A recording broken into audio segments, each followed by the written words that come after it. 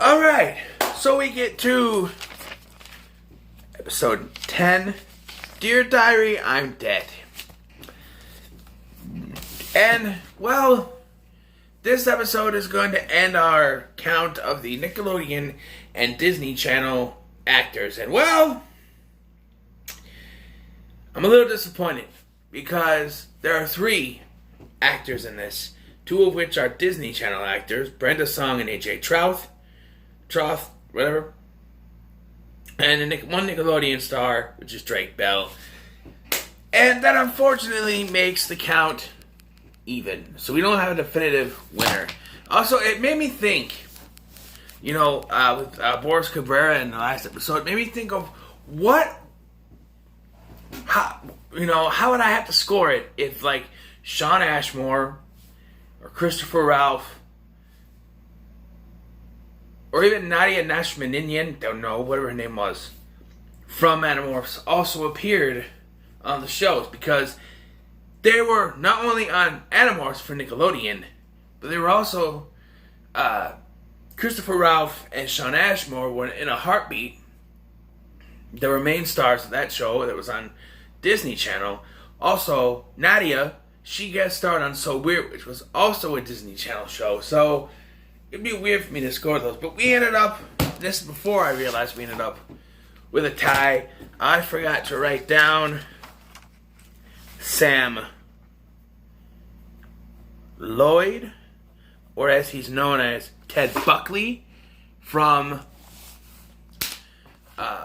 Scrubs. So you have 2 Scrubs actors, Sam Lloyd and John C. McGinley, who are on this.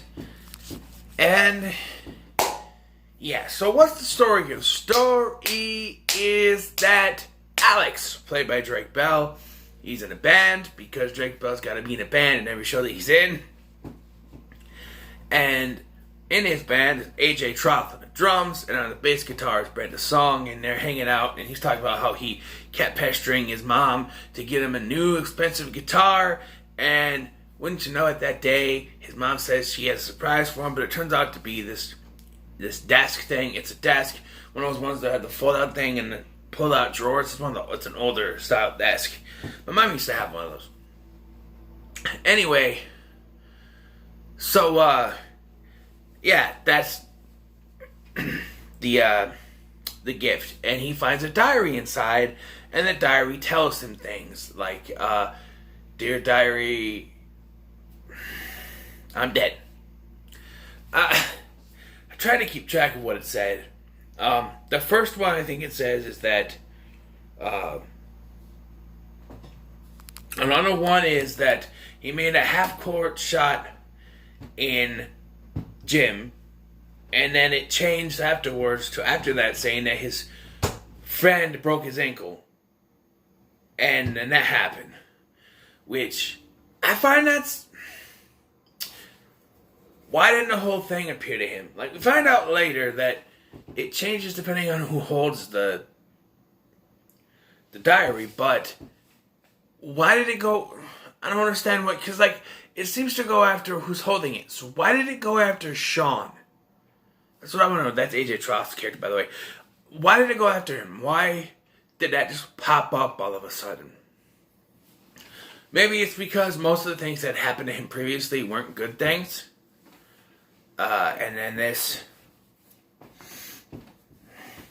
Or maybe they wanted to feed the twist that happens at the end of this episode. Yeah, I keep saying twist in these freaking episodes. So, yeah, what other ones? He's gonna walk home, but the walk home is gonna be terrible. So he tries to convince his friend, Brenda Song's character's mom, to have her mom give him a ride home. But she said, "Oh, you're 5 minutes away, you'll be fine." And then he gets hit by a truck and survives. Okay.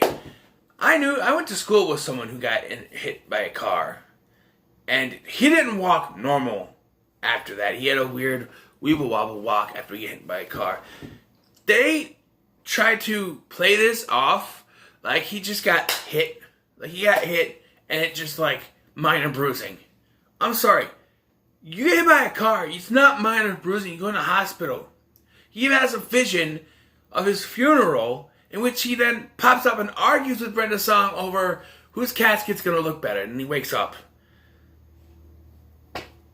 I don't know. And this is where Brenda Song starts to be a little bit cautious. Like, how did he know that something was gonna happen if he walked home? And Sean's like, what do you mean? And she's like, well, he asked if my mom could give him a ride. He knew something was gonna happen. So she goes, I'm just gonna check in on him. And she ends up taking his diary. But there was one problem. He wasn't asleep. He just woke up from a dream. So he would still be awake. She wouldn't be able to steal the diary. He'd be awake. Did they forget that, or did he fall asleep that quickly? Fall back to sleep that quickly? I don't see that happening, but anyway. So yeah, I wish I can remember what other things it said it was going to do. There's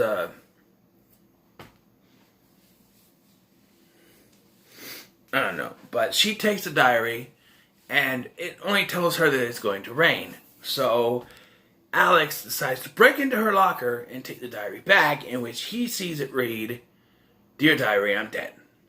So he believes, and we foreshadowed this earlier when he goes to unplug an amp or something from this terrible plug that they have in his friend's garage, in Brenda Song's garage, and it shocks him.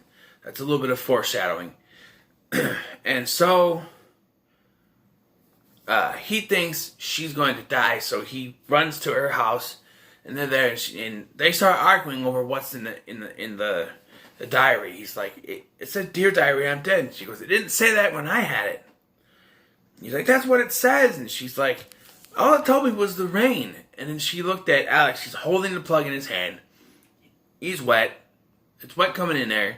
And she's like, the diary changes depending on who holds it.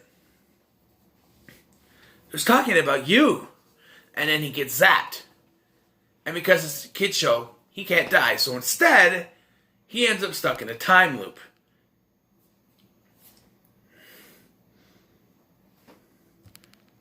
Destined to relive this series of events over and over and over and over and over again.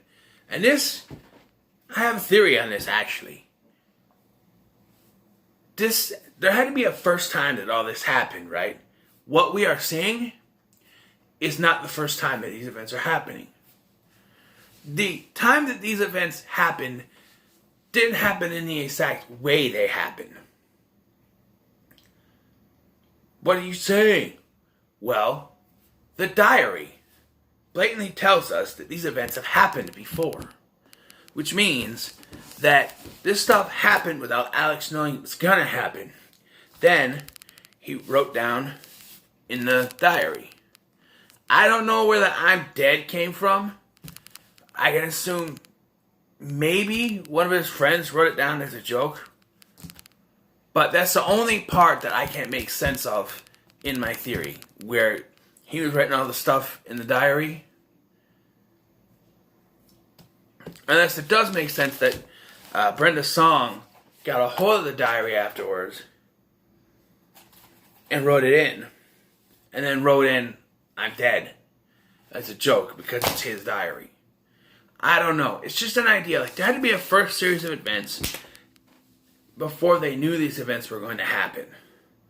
Although, it's magic, so who knows. Yeah, and like I said, we got Ted Buckley, or what's his name? Sam Lloyd. He plays the gym teacher. He's in there for like 5 minutes, if even, for a little, And I actually forgot some of this episode watching this. I'm like, I've seen this before, but I can't remember. And then when they show the basketball thing and everyone's leaving and they show little bolts popping out, I'm like, is that going to be the final thing? Is that how he's supposed to die? And then when that thing popped up, his friend broke his ankle. I'm like, no, that plays into that. But how is he supposed to die? And then, but I remembered the ending. When he goes to get that thing and he walks in, I'm like, oh yeah, it loops. But how does it loop? How does he die? How does it loop? And then once he goes to unplug the thing and he gets shocked, I'm like, oh! Okay, that's how it happens. Yeah. Yeah. Anything else? Anything else to talk about here? the acting, I think that this is probably one of, if not the best acted episode. It's not like the best episode per se, but Drake Bell, Brenda Song, and AJ Trauth are all great actors. Brenda Song and Drake Bell have been in a lot of things. You know, Drake and Josh, Zach and Cody. AJ Trauth was on Even Stevens. He's more of just a musician now. He did the theme song for American Dragon, Drake Long, at least Jake Long, at least the first song. And then he got the Jonas Brothers, which is okay. Like the other version better. But they're not bad actors at all. And I'm sorry, I like Even Stevens, but AJ Trauth's a better actor than Shia LaBeouf. Freaking screaming makes scream. Anyway, yeah, this is probably, like I said, probably one of, if not the best acted. Besides maybe School Spirit. I think it's acted a little better, except for George Ogor, the second. He's in there. But like the other ones, you can tell they're putting it all. I don't know, but like, best acted. Maybe I'm wrong. Hold on. Tangled Web and Scared for What You Wish For are good acted. Shia LaBeouf exempt from that, of course, but yeah. Okay, so what's the score I'm gonna give it? I gotta give it a score. It's actually a pretty good episode. I whistled my. It's actually a pretty good episode. But I can't give it a great, just because some things don't make sense. I'm gonna give it a good. It's good. Like I said, it's not the best. I'm thinking about doing a ranking of the episodes once this is done, because it's easy to do, but I feel like I need to watch. Find a way to watch Camp Nowhere, but it's missing a part. I don't know. We got one episode left now, people, and it doesn't have any Disney Channel or Nickelodeon actors in it, so I just have to write whoever it is on the others area. But yeah, so this has been a journey, and now we're on the last one. We're going to be here in a little bit. So what are your thoughts on this episode? Let me know in the comments below. Oh, that's another thing, because I mentioned that Drake was in a band, and they played a song that he also sang on the Amanda Show at one point too. Can't you see I'm in love with you? Can't you see there's so much I do? How you get me spinning around? It's so hard to keep my feet off the ground. Yeah. I forget what the name of the song is called, but I used to listen to it all the time because it was on the Amanda Show, and it was on YouTube, so I listened to it then. But yeah, I'm like, hey, that's the song he did in the Amanda Show. After they were done, I'm like, that sounded good. I'm like, yeah, because it was pre-recorded, because he sang it on the Amanda Show first. That's a little joke. But yeah, I think I actually enjoyed this episode a little more, but it's still only good, because it's one of the better ones, I think. You know what? I'm changing my rating, my score. I'm going to give it a great. Because, it's about how you enjoy an episode. This is the first one since School Spirit I actually really, really enjoyed. So I have to give it a great, right? I mean, Full Moon Halloween is okay. And Four Eyes is alright. But, Locker 13 was meh. But this is the first one I really enjoyed. So I have to give it a great. So, yeah. So what are your thoughts on this episode? Let me know in the comments below. Make sure to like, share, and subscribe. Thank you for watching. I've been Scotty. See you in the next one.